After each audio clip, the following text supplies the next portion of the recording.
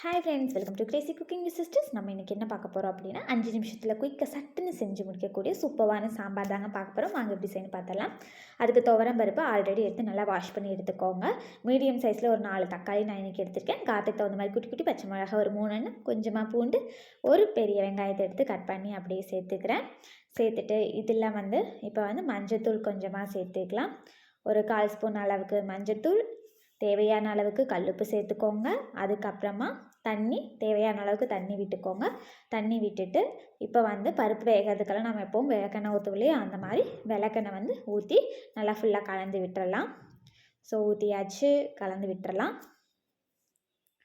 So கலந்து விட்டுட்டு இதை க்ளோஸ் பண்ணி வச்சு ஒரு 4 to 5 விசில்ஸ் வரைக்கும் நம்ம விட்டுறலாம். 3 to 5 விசில்ஸ் விட்டிங்க அப்படின்னா எப்பவும் போல் நீங்கள் பருப்பெல்லாம் வேகப்படுற மாதிரி ஒரு 4 to 5 விசில்ஸ் விட்டு எடுத்துக்கோங்க. ஸோ விசில் வந்துடுச்சு.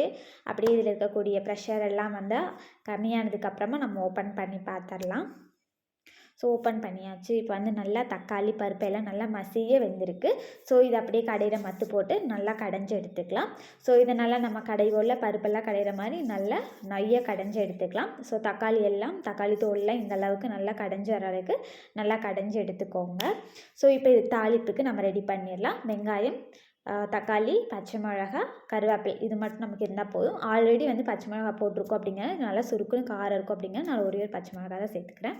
ஸோ இப்போ ஒரு பாத்திரம் வச்சுட்டு அந்த பாத்திரத்தில் தேவையான அளவுக்கு எண்ணெய் சேர்த்துக்கோங்க. எண்ணெய் நல்லா காஞ்சதுக்கப்புறமா கடுகு போட்டு கடுகு நல்லா படப்படன்னு பொரிஞ்சு வந்ததுக்கப்புறமா இப்போ ஸ்லைஸாக கட் பண்ணி எடுத்து வச்சுருக்கக்கூடிய வெங்காயத்தை உள்ளே சேர்த்துக்கலாங்க. ஸோ வெங்காயம் சேர்த்துட்டு அது கூடவே நம்ம எடுத்து வச்சுருக்கக்கூடிய கருவேப்பிலையும் உள்ளே சேர்த்துடலாம்.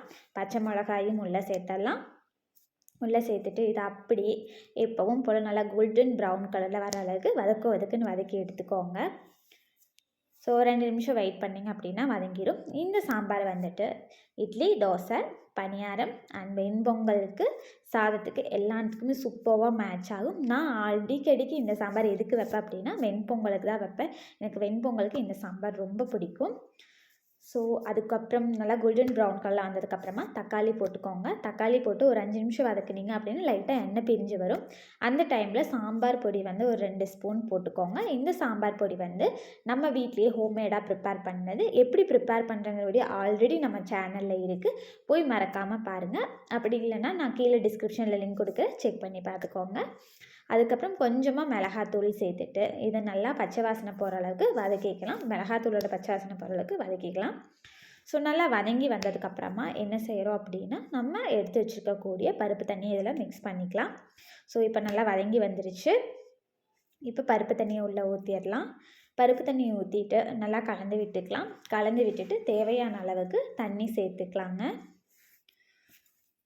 ஸோ நான் அந்த குக்கர்லேயே தண்ணி கொஞ்சமாக சேர்த்து கழுவி அப்படியே உள்ளே ஊற்றிக்கிறேன். ஸோ எனக்கு லைட்டாக தண்ணி வேணும். நீங்கள் திக்காக வேணும்னு நினச்சிங்கன்னா கெட்டியாக வச்சுக்கோங்க. அப்படி இல்லைன்னா லைட்டாக எக்ஸஸாக தண்ணி ஊற்றி நீங்கள் தண்ணி மாதிரி கூட வச்சுக்கலாம்.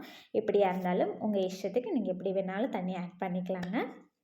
ஸோ இப்போ தேவையான அளவுக்கு காரம் உப்பெல்லாம் இருக்கான்னு சொல்லி செக் பண்ணிக்கோங்க. ஸோ நான் கலக்கி விட்டு பார்த்தேன், உப்பு லைட்டாக எனக்கு பத்தலை. ஸோ அதனால் மறுபடியும் ஒரு 1/4 ஸ்பூன் அளவுக்கு உப்பு சேர்த்துட்டு கலந்து விட்டுக்கலாம். நல்லா கலந்து விட்டுட்டு இது ஒரு 5 நிமிஷம் ஹை ஃப்ளேமில் கொதிக்க வச்சோம் அப்படின்னா சூப்பர்வான இன்ஸ்டண்ட்டாக ஒரு சாம்பார் ரெடி ஆகிடுச்சு.